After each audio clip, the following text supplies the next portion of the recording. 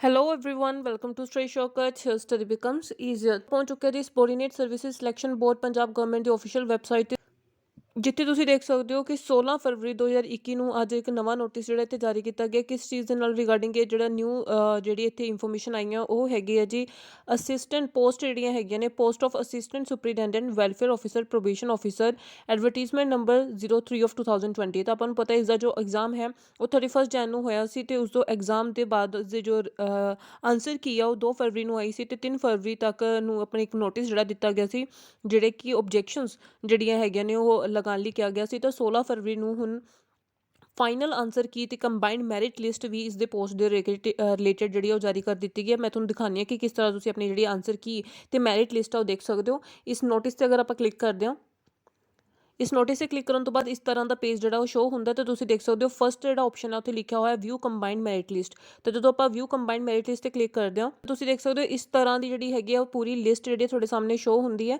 ਇਹ ਸਾਰੀ list combined merit list ਦਿੱਤੀ ਹੋਈ ਹੈਗੀ। ਕੰਬਾਈਨਡ ਮੈਰਿਟ ਲਿਸਟ ਦਾ ਆਪਾਂ ਕਹਿ ਸਕਦੇ ਹਾਂ ਕਿ ਮਤਲਬ ਇਸ ਦੇ ਵਿੱਚ ਸਾਰੀ ਹੀ ਕੈਟਾਗਰੀਜ਼ ਦੀ ਮਿਕਸ ਜਿਹੜੀ ਹੈ ਇਹ ਲਿਸਟ ਦਿੱਤੀ ਹੋਈ ਹੈ, ਕੋਈ ਕੈਟਾਗਰੀ ਵਾਈਜ਼ ਅਲੱਗ ਨਹੀਂ ਬਣਾਈ ਹੋਈ। 85.25 ਹਾਈਐਸਟ ਮਾਰਕਸ ਲਏ ਗਏ ਕੈਂਡੀਡੇਟ ਨੇ ਇੱਥੇ।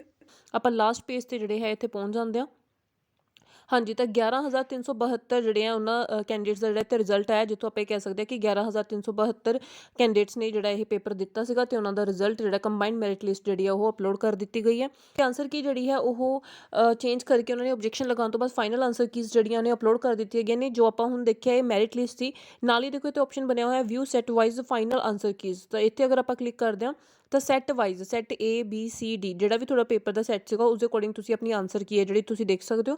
ਅਗਰ ਆਪਾਂ A ਵਾਲੀ ਆਨਸਰ ਕੀ ਤੇ ਕਲਿੱਕ ਕਰਦੇ ਹਾਂ ਹਾਂਜੀ ਤਾਂ ਤੁਸੀਂ ਦੇਖ ਸਕਦੇ ਹੋ ਇਸ ਤਰ੍ਹਾਂ ਜਿਹੜੀ ਫਾਈਨਲ ਸੈੱਟ A ਦੀ ਜਿਹੜੀ ਕੁਐਸਚਨ ਹੈਗੀ ਉਹ ਤੁਹਾਡੇ ਸਾਹਮਣੇ ਸ਼ੋ ਹੋ ਰਹੇ ਹਨ, ਜਿਹਦੇ ਵਿੱਚ ਆਪਾਂ ਅਗਰ ਇਹਦੇ ਵਿੱਚ ਸਭ ਤੋਂ ਪਹਿਲਾਂ 15th ਨੰਬਰ ਕੁਐਸਚਨ ਦੇਖ ਲਈਏ।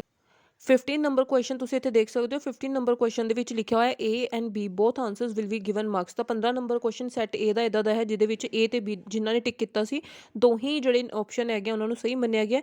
ਉਸ ਤੋਂ ਬਾਅਦ ਇੱਥੇ 50 ਨੰਬਰ ਕੁਐਸਚਨ ਜਿਹੜਾ ਹੈ ਉੱਥੇ ਲਿਖਿਆ ਹੋਇਆ question answer is found to be incorrect so 1 grace mark will be given to all candidates. ਤਾਂ 50 ਨੰਬਰ ਕੁਐਸਚਨ ਦੇ ਵਿੱਚ ਸਾਰਿਆਂ ਨੂੰ ਹੀ ਗ੍ਰੇਸ ਮਾਰਕਸ ਜਿਹੜੇ ਇੱਥੇ ਦਿੱਤੀ ਗਈ ਹੈ। ਤੇ 51 number question answer key has been changed to B which was earlier A। 51 number question ਦਾ ਆਨਸਰ ਹੁਣ B ਕਰ ਦਿੱਤਾ ਗਿਆ ਜੋ ਪਹਿਲਾਂ A ਸੀ। ਕੁਐਸਚਨ ਤੁਸੀਂ ਇੱਥੇ ਦੇਖ ਸਕਦੇ ਹੋ A ਤੇ C ਦੋਨੋਂ ਹੀ ਆਪਸ਼ਨ ਜਿਹੜੇ ਸਹੀ ਮੰਨ ਲਏ ਗਏ ਹੈ। 69 ਨੰਬਰ ਕੁਐਸਚਨ ਜਿਹੜਾ ਹੈ ਸੈਟ A ਦਾ B ਤੇ D ਦੋਨੋਂ ਹੀ ਆਪਸ਼ਨ ਜਿਹੜੇ ਇੱਥੇ ਸਹੀ ਮੰਨੇ ਗਏ ਹੈ। ਤੇ ਉਸ ਤੋਂ ਬਾਅਦ 76 ਨੰਬਰ ਕੁਐਸਚਨ ਤੁਸੀਂ ਦੇਖ ਸਕਦੇ ਹੋ question and answer is found to be incorrect. ਤਾਂ ਇੱਥੇ ਜਿਹੜਾ ਇਨਕਰੈਕਟ ਮੰਨਿਆ ਗਿਆ ਤੇ ਇੱਕ ਮਾਰਕ 76 ਨੰਬਰ ਕੁਐਸਚਨ ਦਾ ਜਿਹੜਾ ਇੱਥੇ ਦਿੱਤਾ ਗਿਆ।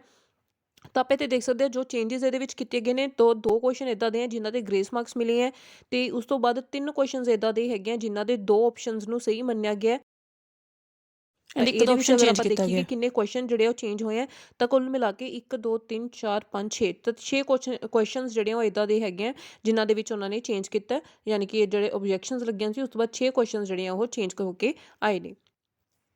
ਤੇ ਇਹ ਸੀਗੇ ਜੀ ਆਨਸਰ ਕੀਜ਼। ਤੇ ਇਸ ਤਰ੍ਹਾਂ ਤੁਸੀਂ ਆਪਣੀ ਕੰਬਾਈਨਡ ਮੈਰਿਟ ਲਿਸਟ ਤੇ ਆਨਸਰ ਕੀਜ਼ ਜਿਹੜੇ ਦੇਖ ਸਕਦੇ ਹੋ।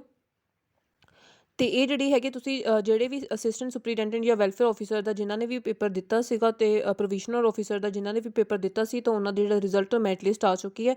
ਅਗਰ ਤੁਹਾਡੇ ਕਿਸੇ ਵੀ ਫਰੈਂਡ ਜਾਂ ਤੁਹਾਡੇ ਜਾਣ ਪਛਾਣ ਦੇ ਵਿੱਚ ਜਿਸਨੇ ਵੀ ਇਹ ਪੇਪਰ ਦਿੱਤਾ ਸੀ ਤਾਂ ਪਲੀਜ਼ ਵੀਡੀਓ ਨੂੰ ਉਹਨਾਂ ਤੱਕ ਜ਼ਰੂਰ ਸ਼ੇਅਰ ਕਰੋ ਤਾਂ ਕਿ ਸਭ ਤੱਕ ਇਨਫੋਰਮੇਸ਼ਨ ਜਿਹੜੀ ਉਹ ਪਹੁੰਚ ਸਕੇ। ਤੇ ਨਾਲ ਹੀ ਮੇਰੇ ਚੈਨਲ ਨੂੰ ਸਬਸਕ੍ਰਾਈਬ ਕਰ ਲਓ, ਨੋਟੀਫਿਕੇਸ਼ਨ ਜ਼ਰੂਰ ਔਨ ਕਰ ਲਓ ਤਾਂ ਕਿ ਤੁਹਾਨੂੰ ਆਉਣ ਵਾਲੀ ਸਾਰੀ ਲੇਟੈਸਟ ਵੀਡੀਓ ਦੀ ਅਪਡੇਟ ਟਾਈਮ ਸਿਰ ਮਿਲ ਸਕੇ। ਹੁਣ ਤੁਸੀਂ ਫੇਸਬੁੱਕ ਤੇ ਵੀ ਫੋਲੋ ਕਰ ਸਕਦੇ ਹੋ, ਉਸਦਾ ਲਿੰਕ ਤੁਹਾਨੂੰ ਡਿਸਕ੍ਰਿਪਸ਼ਨ ਬਾਕਸ 'ਚ ਮਿਲ ਜਾਏਗਾ। Thank you.